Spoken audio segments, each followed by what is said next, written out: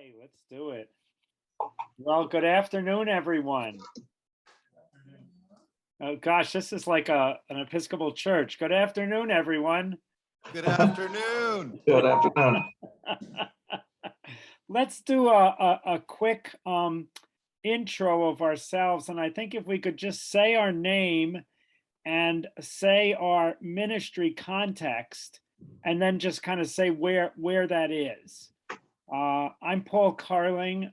I've been a parish priest for about 20 years, serving in a variety of parishes in Vermont and Connecticut. And my most recent position was 7 years as Episcopal chaplain at Yale, working with a whole variety of young adults. And so that's what we're going to be talking about today. Charles, you want to jump in? Sure. I'm Charles Hoffaker. I live in Greenbelt, Maryland, near DC. I've been a priest for, almost 40 years. And at the start, I spent several years as the Episcopal chaplain at Northern Illinois University. And then later on, for a decade that straddled the 2 centuries, one of the things I did was be an adjunct faculty member of the community college near where I lived, and that brings into play some ministry with the young adults. But now I'm blessedly retired, reading and writing and having fun here. Thank you, Charles. You're going to be a great resource to us.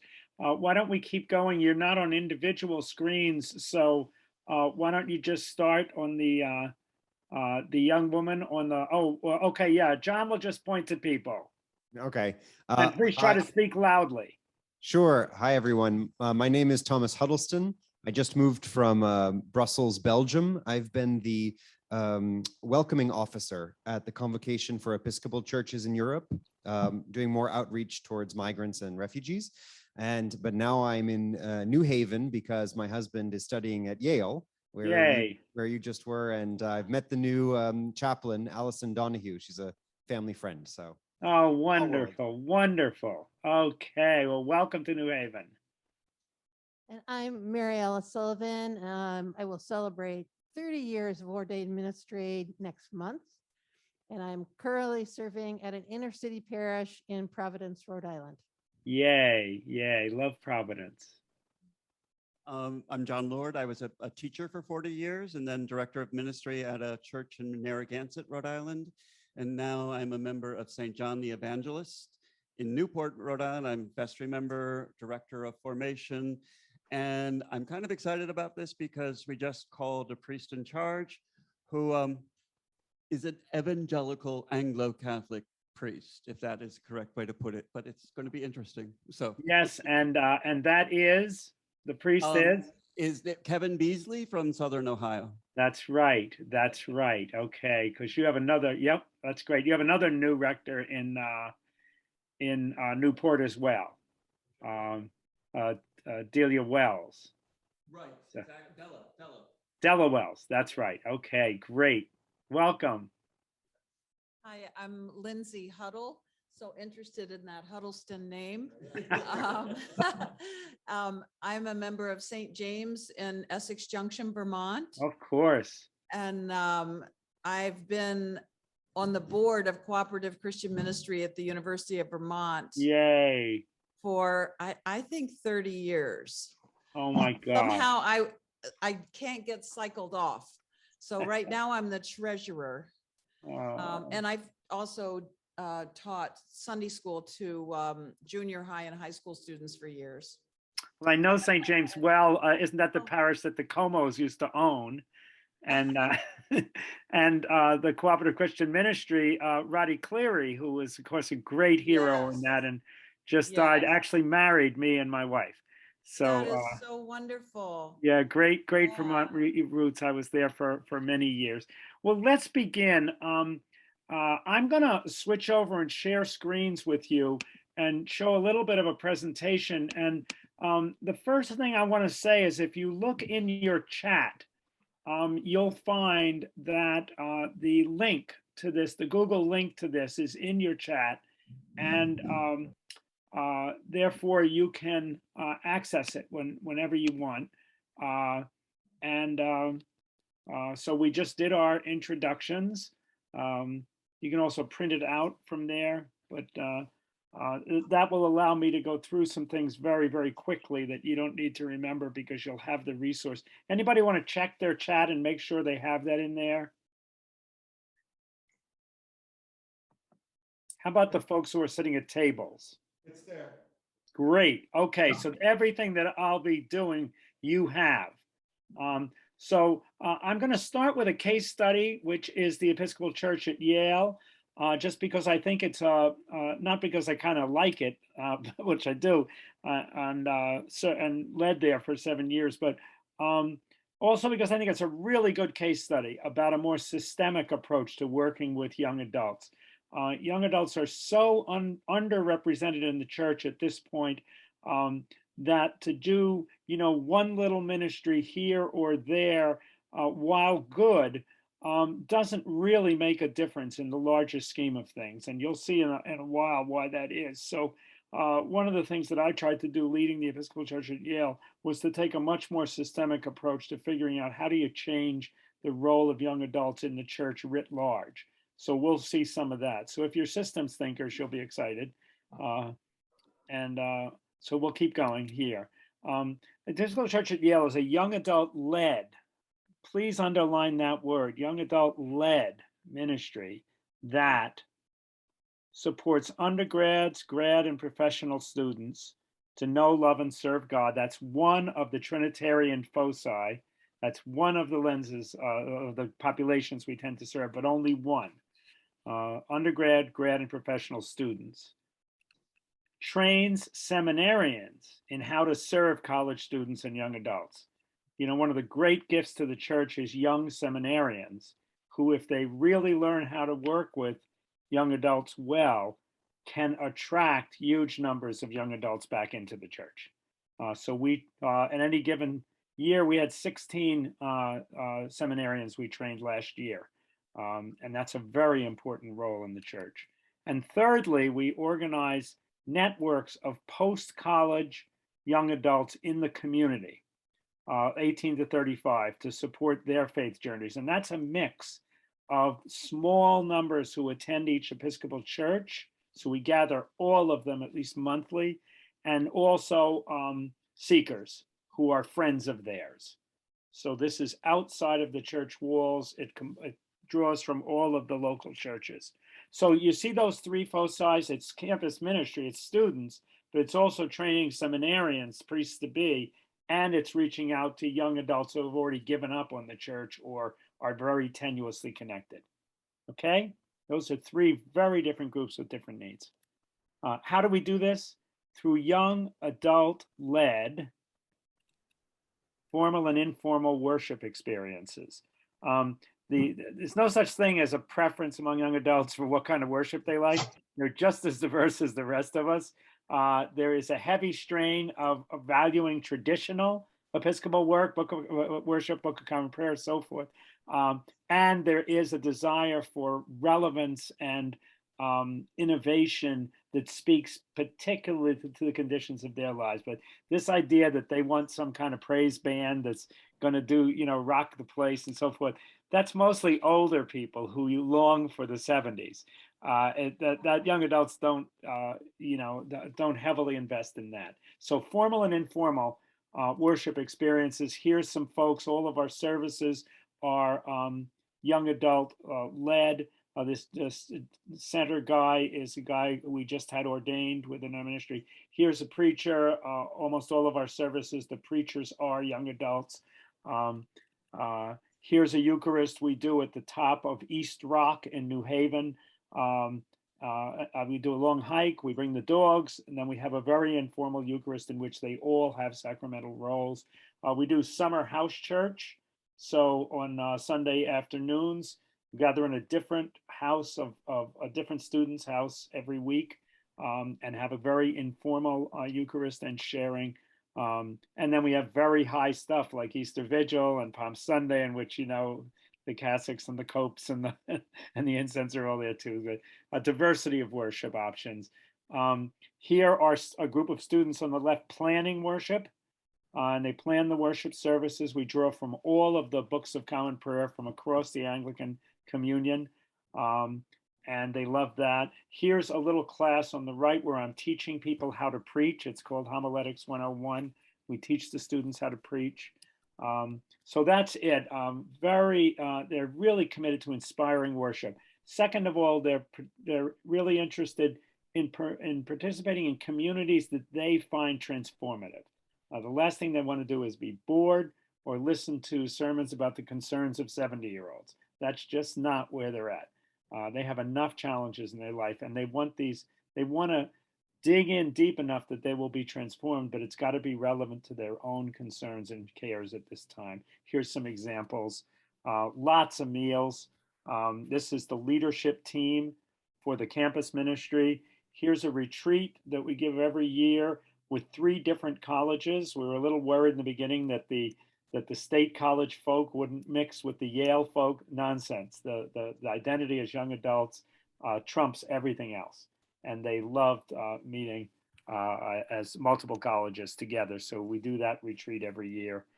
This one was on vocational discernment, and we probably had about 60 people.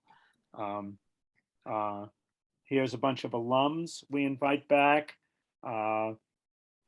Here's a formation class on the right.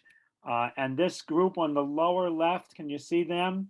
That's our mentor program in which seminarians adopt an undergrad or grad student and accompany them for 2 years as a spiritual director or a kind of big brother, big sister kind of thing.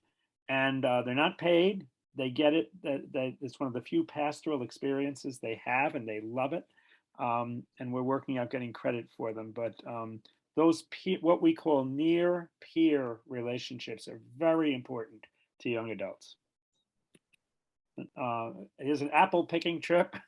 Here's gift bags that we prepare for every new student coming on campus who we get identified as Episcopalians, and we bring the dogs, of course, to their rooms and give them their gifts, and then they come to church on Sundays. So we keep on telling them it's not the church of their parents. It's a student-run church, and they love it. There's an ordination of Armando, who's a DACA person, and one of the first people we ordained in 2009. We've since ordained 11 people out of the Episcopal Church at Yale, all young people.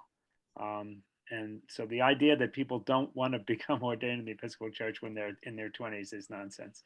Here's another one of our staff who's a seminarian. This is a trip to Taizé, a pilgrimage.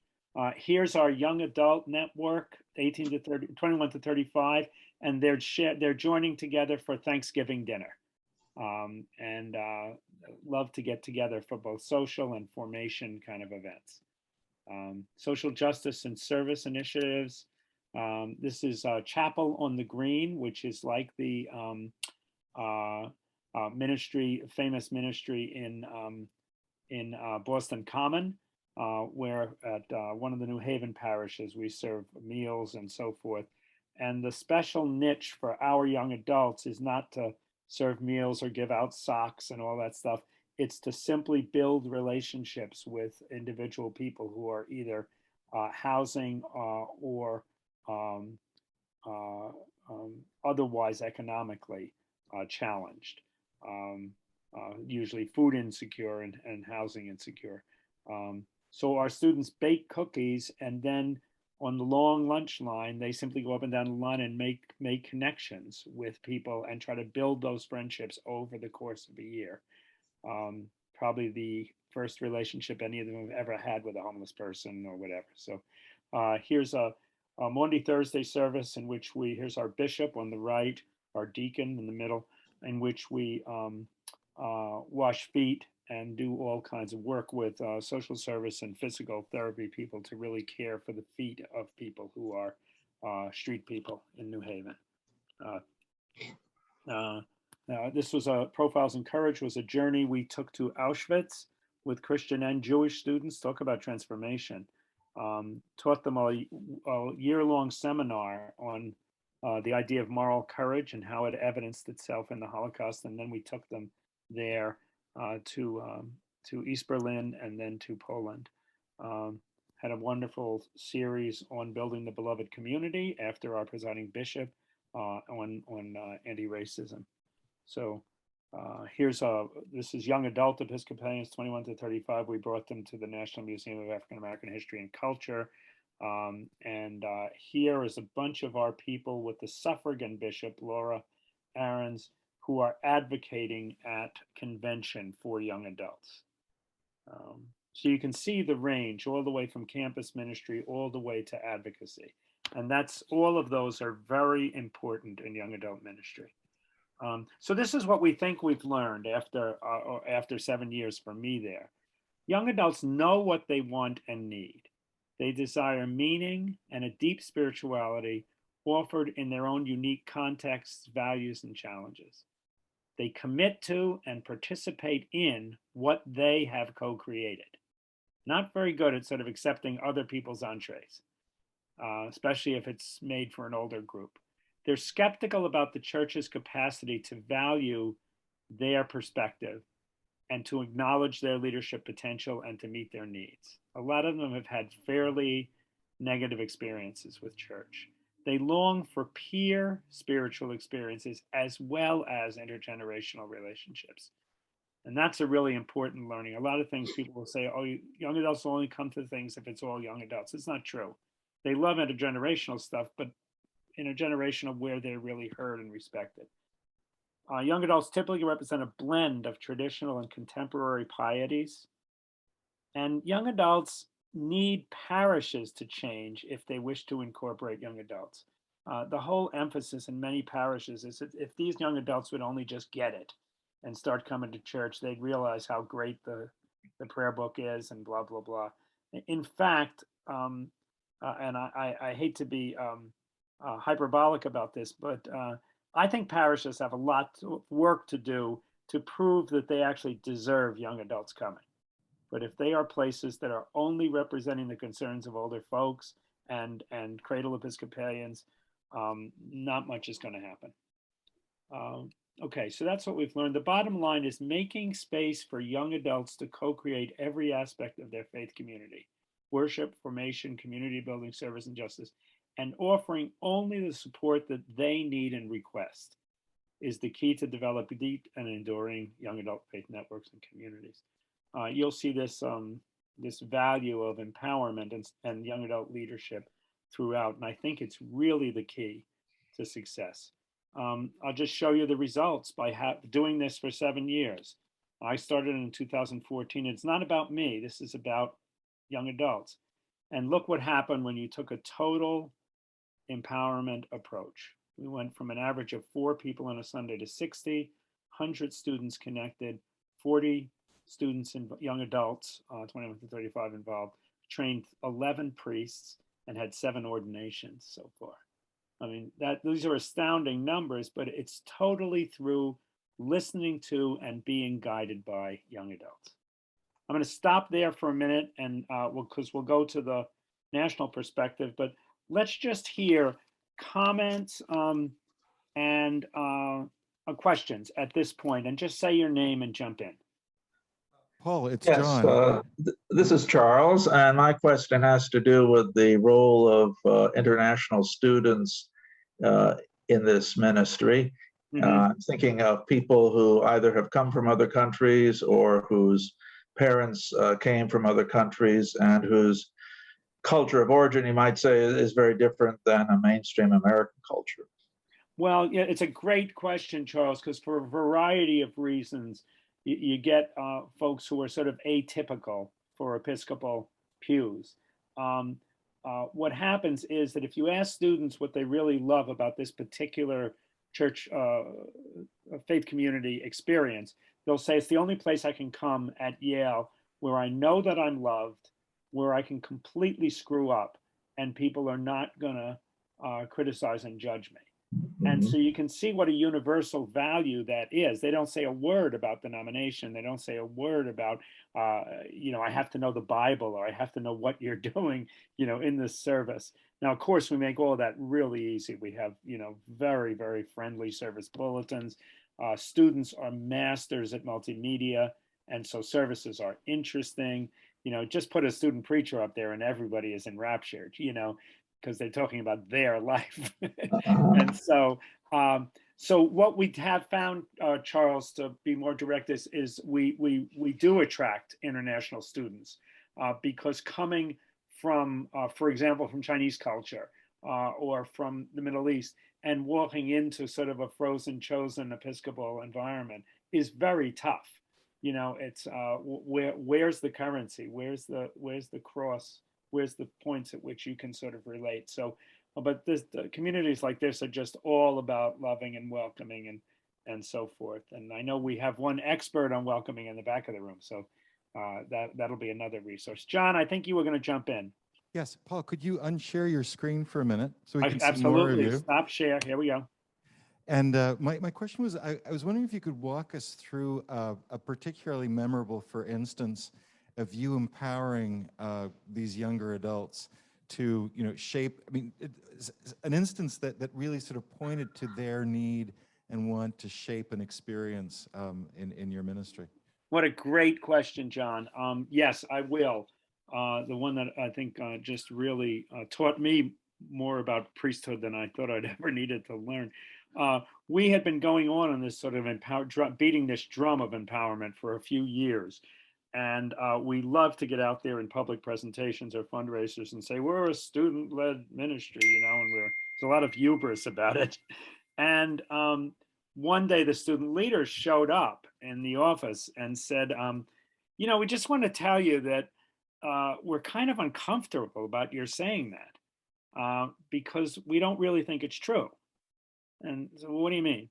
Well, you guys are so bright and you're either seminarians or clergy and you really know what you're doing. So basically what you do is you figure out all the different choices about what we can do. And then you either give us two choices from which we can choose, or more typically you'll say, this is what we think would be really great. Would you like it or not? Oh. And they said that neither of those is a real choice. And so we said, oh my God, in certain ways, I'm sure you're absolutely right. So what do you want to do? And so one of the things that became clear was that we said, well, you belong to a lot of student organizations. How many of them would you consider student run? They said almost all of them. Said most of them, there are no adults involved at all. Well, what do? We handle the money, we do the advertising, we do membership, we do recruiting, we do everything. And I said, wow, so you got the skills. What would it be like to have a church that you ran? And they said right away, we can't even imagine that because church is always run by older adults, and specifically church is always run by clergy. And we actually feel pretty inadequate in thinking we could run this thing ourselves because it's not our shtick, it's not our field. So I said, well, what do you think the first step will be? And they said the first step is that all you adults need to leave the room so that we can start to envision what it would be like. So that's sort of a long story, but what came from that was an intensive process of the student leaders. We'd already made a lot of progress on empowerment, but they just really called the question and said they wanted to take the next chapter. And so what they did was they started from scratch and said, what are all the decision-making structures in this ministry? And how can we start a process where the decision-making starts with the students discerning what they want to do in liturgy or in social programming or in justice work? And then if we need resources and advice and help, we have clergy available to come and talk with us, So they basically changed the whole meeting and decisional structures of the ministry. Just it's as if coming in and saying we're not going to do vestry anymore. We're going to have a different body. So they formed a thing called the Congregational Council, which was all students, and they said that they would let me come as chaplain, but only if I agreed to come not as a facilitator, not as a decision maker, but as a resource for when they asked for help. And they said, if you can come for 2 or 3 times and show us you can actually do that and not overpower the conversation, then we'll let you stay. So after the first 2 meetings, they said, well, you're pretty good, we'll let you stay. So they basically said, what do we need in the ministry this week? And worked really hard on it. And then every once in a while in these meetings, they would have a question. They'd say, okay, well, Paul, well, do you think the university will let us do this? And I'd say, well, here's some of the pressure points. And what do you think about that? And then they would have a strategy and so forth. So they basically changed the entire ministry around. They formed a liturgy planning group that began planning all the worship themselves. So it isn't like it disempowered clergy or other adults around. It just right-sized what they wanted from us.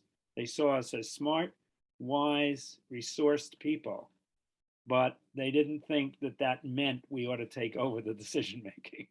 And the only downside of it was I think they didn't realize how much work it is to run a parish or a church. I mean, all of the details if you're actually making the decisions. And so they were pretty exhausted after, especially during COVID, after the first year of doing this. And just before I left, there was a wonderful plan that they started to develop about how they could make sure they were still being spiritually fed as much while they were being leaders. You know, talk about the clergy in the room, talk about the struggle you have all the time, or vestry members, you know, right? Can you still get spiritually fed when you're working your butt off taking care of a church? You know, but they were experiencing that too. So is that a good example, John? You basically put everything up for grabs. That was amazing. Thank you very much, Paul. Okay. Any other questions before we go on? Yeah, please go ahead. Hi, this is just a, you know, screws and bolts and stuff kind of question. Sure. How about when you take them apple picking or you take them on trips? I think our minister at UVM would be super afraid of liability on something like that. Yeah. The nice thing is that we are covered by the diocesan liability stuff, just because it is a recognized ministry of the church, and in almost 98.6% of the cases, they are 18 or over, which helps a lot. They are considered adults. And UVM, I'm so sorry, Yale. I like UVM a lot. I taught there for a while. Yale also has a lot of resources that they use, because this happens all the time in all the clubs and all the activities. And they have vans we can use, you know, there's all kinds of stuff like that. So it's a part of college life. And then the older group, what we call YAE, the Young Adult Episcopal Network, the 21 to 35, I mean, they're just grown-ups who are going on a trip together, you know. Yeah. Okay. So if it's been more problematic dealing with COVID, because the university has been extremely rigid about, you know, meetings and so forth. And that's been really hard. Oh, like by a number of people in a car and things like that, if you're taking them out. Yeah, you can't even have gatherings. If you have church, you can't invite anybody who's not a student. And a number of homeless folks we serve come to church with us, and they're very valued members of the community, but they wouldn't be able to. It's just, you know, it's pandemic craziness. And that's been hard. I can add on that, because at the moment at Yale, you can't offer Eucharist. Because exactly. Spiritual food is food, and you can't serve food at so events. Yeah, what we're doing on that in Yale, and I've just been the new chaplain who you mentioned, Allie, who's wonderful. She and I put together a plot after I left, where the Episcopal Church at Yale moved over to Trinity on the Green Parish temporarily to get off of campus, and therefore to avoid Yale restrictions. So my question was going to be, because Jerusalem this morning was really pushing us to think of the people that we can reach who are suffering from loneliness. Yes. And so I wondered, I mean, you had this experience of COVID. There are more and more students who, I mean, are not part of a church. Right. Maybe they were also through COVID really distant from a church. There are now young people who maybe are discovering that they have more spiritual needs because of what they've gone through. So do you have some thoughts on how you can reach those students who really would feel a need but wouldn't step into chapel? Yeah. And I think that's a great question. And I think that the pandemic has taught us a whole lot about that. In a way, it's the silver lining of an awful situation. We know that young adults, all the way down to teens, are just having a terrible time from a mental health perspective. Loneliness, isolation, depression, anxiety. especially folks with eating disorders. It just like turns up the knob, almost astronomically. So interestingly enough, what we found is as soon as COVID was diagnosed, we had to pivot within 1 week to online worship. And of course, you have gifted young people. They said that's no problem. They just put it together, in a few days. That wasn't like the typical parish struggle, and they did a beautiful job of it. But what I was really worried about is without the face-to-face, the level of pastoral care, the level of students reaching out, as you were saying, was really going to decline. I found the exact opposite to be true. When you have folks living at home, living, and have their entire college career just upended, young adults in the same way, whose jobs were threatened or who couldn't go to work and who are suddenly, a lot of young adults 30 years old went back to live with parents, so their lives were so disrupted. The level of pastoral care that people wanted actually increased dramatically. And that was really, really great. But the short answer to your question is for folks who are reluctant to reach out, especially who don't have a faith affiliation or don't make the link between, oh, that's a place I could call, or that's a person I could call. Those folks, by far the most effective strategy is peer-to-peer. If you look at the friendship networks of folks young adults who are staying in church, they are peopled with primarily people who are not people of faith, because there aren't a whole lot of young adults of faith at this point. So, and if you can get them really excited about faith and their relationship with Jesus, and and their relationship with community, and the natural link between their social justice leanings and their faith, if you're enriching all of those, then what happens is they're very excited to share that with their friends. And they don't have to say a word about God, but they say an awful lot about, for want of a better term, a purpose-driven life, a life with meaning beyond myself. They're really excited about that. One of our pre-meds at our first time on Chapel on the Green, which is this outdoor service for homeless folk, she met on the line serving cookies. She met a guy who was a doctor, and then the whole bottom fell out of his life. And this 20 years ago, and he's been homeless since. And her aspiration is to be a doctor to people on the margins. Well, they formed a fantastic relationship over the course of a year. Really were excited to see each other. And then she went to all of her friends. And this is the first time I've had a real one-on-one relationship that I really value, a friendship with a person who's homeless. Well, then, what did her friends say? What is that great line from When Harry Met Sally? I want what she has, what she's having. It was they're excited by what they see in the other students' lives, and God rarely comes into it. It's the other stuff. I feel loved. I feel accepted. I feel whatever. Any other thoughts before we go on? Yes, this is not so much my own question, but I think it's a question that's raised often, whether implicitly or directly, and that is that, well, Yale is an exceptional place full of exceptional students. Many of them become leading leaders in our world, and so perhaps this university is better equipped to pull off such a wonderful project as you're talking about. Is that a valid perspective or not? No, it absolutely is not. And the reason, I've taught in a bunch of universities, Charles, and including a wonderful college up in Vermont. Some of you may know it, Trinity College of Vermont, before it closed up in Burlington, which specialized in kids who had never been to college before and who had grown up on farms and had especially the young women, had no sense of their own power or agency at all. So, no, I know sort of the profile of different colleges. I think it's actually harder at a place like Yale. Yale prides itself on being an incredibly secular environment. Our students typically, if they tell another student they are going to church, the other student says, I didn't think you were so stupid that you believed in God. That's the modal reaction.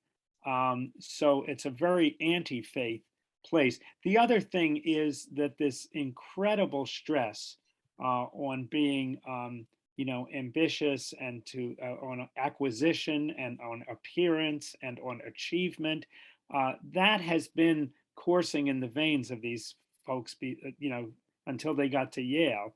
And it's not a very satisfying meal because when you realize how uptight you are all the time, how you're looking over your shoulder all the time, but exactly when you're going to fail. You're in a very, very competitive context. These are all very anti-faith contexts. And it's actually what's easier is not going from a place of their brightness and achievement and, secular resources, but coming from the place that there is almost no place for them to interact around their fears, especially their fear of failure, their loneliness, their struggle with integrity and who they really are versus who their parents want them to be or who their peers want them to be. So it's every context is unique, but it's a tough nut to crack at Yale to actually get people to think about church at all. And if they do, to open themselves up and let that shield down a little bit, it's not an income issue. It's more about all the ways we've learned to protect ourselves against God and God's presence in our lives. Yeah, in the back there. Yeah. How do I turn this on? It'll turn on. Paul, it's Nicholas. Thank you. Hey, Nicholas, great to see you. It's great to see you. Thank you so much for joining us. I'd like, and I'm going to ask you a question, and if this is going to come up later, answer it later. This touches something that we've been talking around evangelism, as adults. How do you recommend young adult college ministry, Christian, in this case, Episcopal ministries? How did you navigate the borders with like the Jewish youth and the Muslim youth? Like, tell us a little bit about, points of contact and also understanding the difference, that space. Yeah. Oh, what a great question, Nicholas. And I'll answer it briefly because there are some larger issues about how campus ministries and parishes can systemically really dive into this. And I'll be sharing that in a couple of minutes. So we're getting low on time. But I would say that those other faiths and those other denominations, but especially the other faiths, are absolutely critical to the issue of campus ministry. The whole task of young adults is to move from a secondhand religion of their parents to move to a firsthand faith, as Marcus Borg would say, in which they actually have a personal relationship with God. And the only way they can do that is that they can sample from a whole variety of reasons to be a person of faith, not just from Episcopalians. If they do that, they're just dead in the water, but they can sample from other denominations and, more importantly, other faith perspectives. Most young adults are pretty passionate about social justice. And if they can find the ways in which injustice operates, for example, toward Christians in the Middle East, or if they can find the way that injustice continues among Jews, and in a whole variety of environments, including their own, and if they can even begin to learn about the intersection between Muslim faith and their own, it's basically like loading coal onto a railroad engine. You're giving them more and more resources to really shape and form their own identity as a person of faith.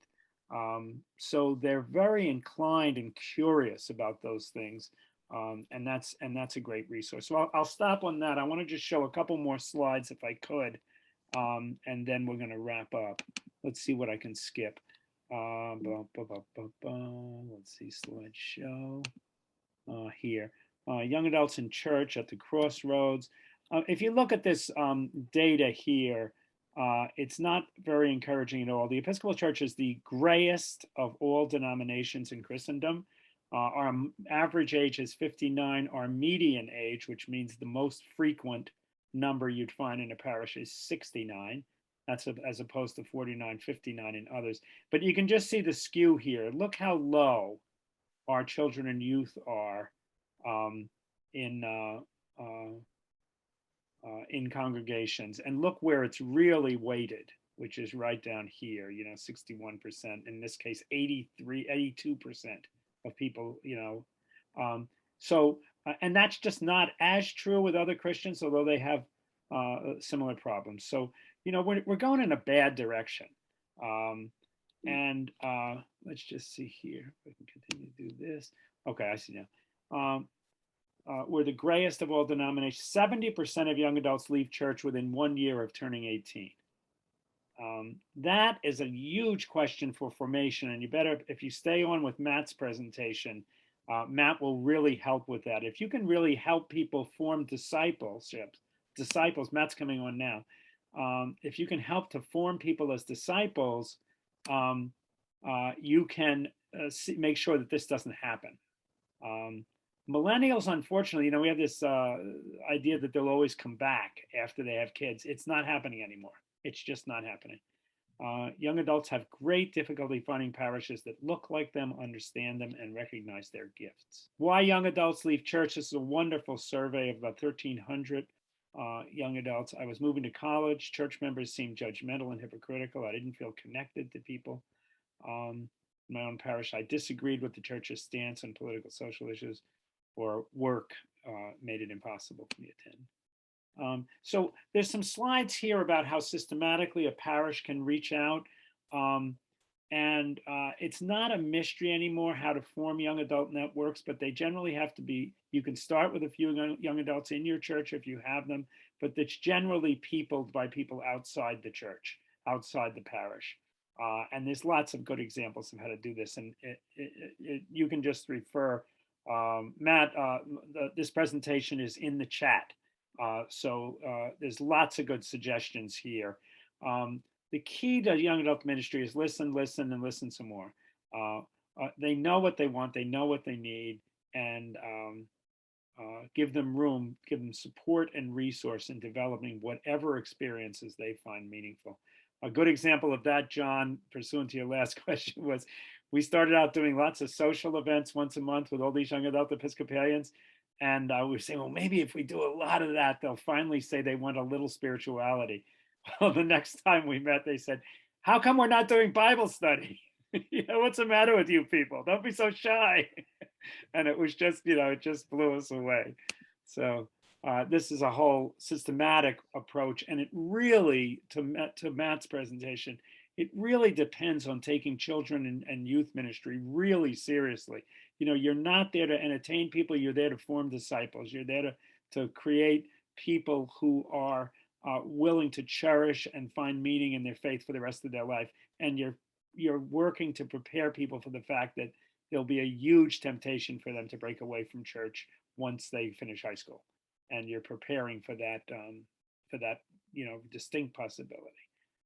So there's lots of good ideas in there. Here's some myths about why young adults leave. Most people lose their faith when they leave high school. I think not. Dropping out of church is just a natural part of young adult maturation. That was true in the 50s and 60s. It's not true anymore. College experiences is the key factor. Well, it's whether we're there for them in college. Young people will come back to church like they always did. None of this is true. The key developmental task, I talked about that from Marcus Borg. If church can find out to be an ally in the essential process of development that these young folks are going through, then if we can't find it out, we're likely to lose people. If we can find out how to be an ally of this developmental process that will happen no matter what we do, then we may be friends for life. This is a wonderful pre-med student of ours who graduated a couple of years ago. One of the most powerful ways we can respond to God's love is to recognize through our own transformation the transforming power we ourselves have. The point of this is if we're willing to share power with young adults, it goes a long way toward them committing. They will commit to what they co-create. I'm not going to let you look at that yet. We just finished a task force in Connecticut that came up with a comprehensive set of recommendations for evangelizing young adults. And this is a summary of that. But the point of it is all these recommendations came from doing research on what is working with young adults all over the church. So it isn't like you have to sort of invent things. There's lots of stuff to replicate.